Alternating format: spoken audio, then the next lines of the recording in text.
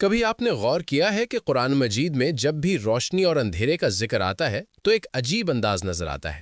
قرآن اکثر روشنی کو واحد اور اندھیروں کو جمع کے طور پر بیان کرتا ہے۔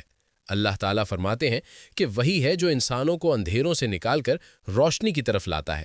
یہ صرف الفاظ نہیں بلکہ ایک گہری حقیقت کی طرف اشارہ ہے۔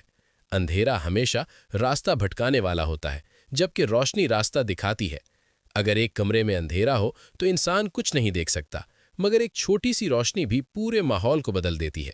یہی مثال قرآن انسان کی زندگی کے لیے دیتا ہے کہ جہالت، گمراہی اور شک کے اندھیرے بہت ہو سکتے ہیں، لیکن حق کی روشنی ایک ہی ہوتی ہے، اور وہی انسان کو سیدھا راستہ دکھاتی ہے۔ آج سائنس بھی کہتی ہے کہ روشنی کے بغیر زندگی ممکن نہیں۔ زمین پر ہر نظام سورج کی روشنی سے جڑا ہوا ہے۔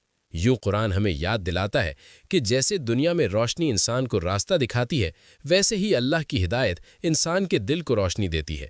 اگر آپ کو قرآن کی ایسی دلیل پر مبنی اور ایمان کو مضبوط کرنے والی باتیں پسند ہیں تو اس ویڈیو کو لائک کریں، چینل کو سبسکرائب کریں اور کمنٹ میں ضرور بتائیں کہ آپ کو یہ حقیقت کیسی لگی۔